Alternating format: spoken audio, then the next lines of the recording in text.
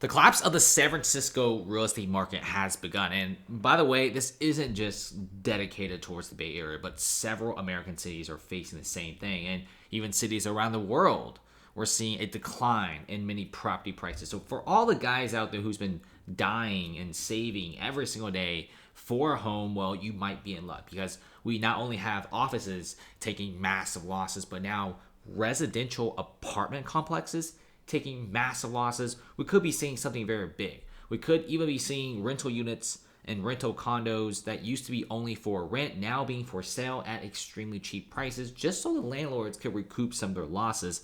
But here you go here.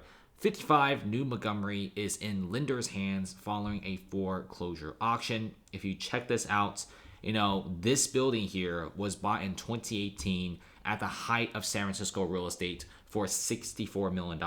The lender bought the building in auction for $15 million. Are you serious? A building of this size in a downtown tech city sells for $15 million.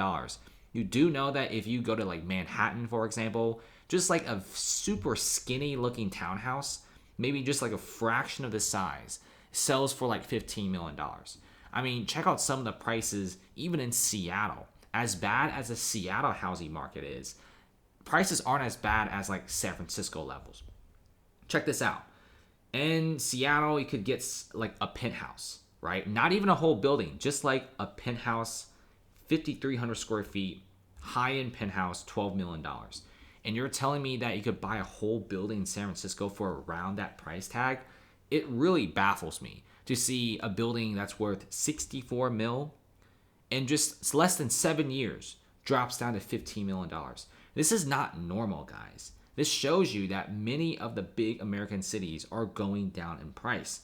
If you're buying a home in the Bay Area, if you're buying a home in Seattle, and you are saying, this property might be a little bit more expensive than I expected, like seriously ask around, look around. If you're going to be buying a $1 million property, for example, is it really worth $1 million right now? It could only be worth $600,000 or $700,000. Same thing with this building. I mean, the reason why it was sold for $15 million because nobody wanted it. Not a single person. And in fact, people are saying they bought it for so cheap, you might as well just convert it to apartments. And look at this. San Francisco high-rise apartment NEMA loses half its value, $264 million in the past 5 years.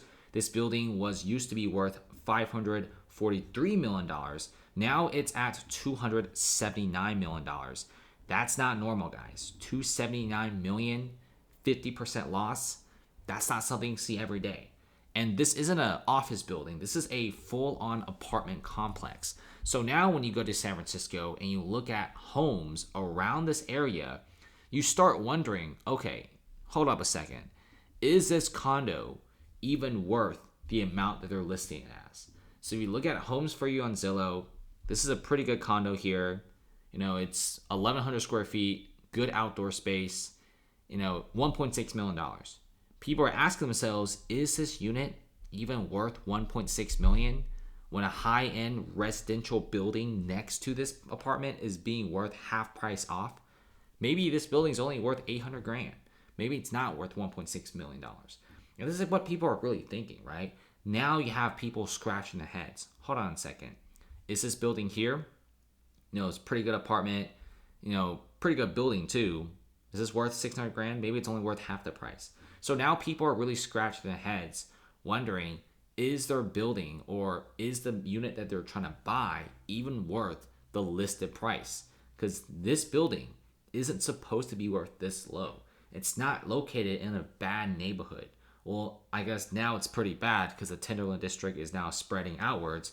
But this is right next to Uber, Lyft, Reddit, big startups, and even Elon Musk's X, which used to be called Twitter. So having NEMA losing half its value is some pretty scary stuff. And then you head over towards WeWork, right? WeWork nears bankruptcy as nobody wants to rent their office space. This is a company that's infamous for pretty much trying to brand themselves as a tech company when in fact they're more of like a glorified landlord. WeWork was a pretty much huge unicorn, and now the shares have dropped 98%. They're filing Chapter 11. And what's really scary about this whole WeWork situation is they're going to be foreclosing on 600 California Street, With $250 million of loans, they're going to default. They're filing Chapter 11, so screw it. And plus, WeWork, they barely even have any more money, and the building itself isn't even worth $240 million. So why even pay it off when you just default it and give it back to the lender? Lender is not cool with this. They're suing. And look at this, right? A building of this size used to be worth 64, now it's worth $15 million. I'm pretty sure this building is probably only worth like 30, 50 million bucks. You also have another lawsuit going on, which they're vacating like 250,000 square feet of space. You got this one over 100,000 square feet of space that they're vacating, 114,000, another 114,000, 76,000 on the famous Salesforce Tower. Also got some nice ones on Spear Street. They used to have 73,000 square feet. Now it's going to be empty. 60,000 square feet right there at 650 California Street. So you're seeing some big troubles happening in San Francisco. And all these landlords are not your average Joe. These are all big landlords with massive investments in the city. And now they're facing losses up to the billions of dollars. And many of the buildings, which are not for sale, are now down bad in valuations. And I highly doubt any of these buildings will ever come up in price. And one of the biggest reasons why nobody's coming to San Francisco is the intensive crime. You have 3 Targets closing down, several Walgreens and CVS. In fact, you can't even have a freezer aisle without a chain in a Walgreens because it's going to get robbed. Shoplifting is out of control. And what's even worse right now, the city is actually doing massive budget cuts in the police department and the public health department. This is not great, right? I have a feeling law enforcement probably needs a massive boost in money. They're short on 600, 700 cops. 911 staff in Oakland takes forever. It's like trying to call Spectrum. And if you look at San Francisco, if they're doing these cuts just to not face a budget deficit, well, even more people are going to be leaving. And San Francisco really ran themselves to the ground. I think before the pandemic, a lot of office workers were there, which pretty much kept the sanity of the place. But the moment when all the office workers left, everyone just started just going wild in San Francisco, right? You got a whole defund the police situation, which caused a massive decline in the safety and also a massive increase in shoplifting incidences. And also you got this whole fentanyl crisis, which was pretty much left unchecked during the pandemic, and it's spreading everywhere. This is not a city to be, right?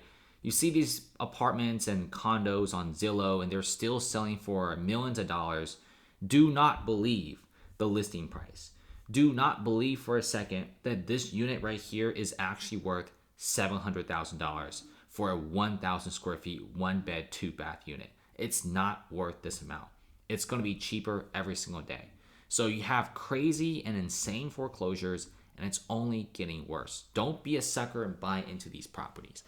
And many of these San Francisco units are going to continue to drop in price. Thanks for watching, guys. Like, comment, subscribe for more.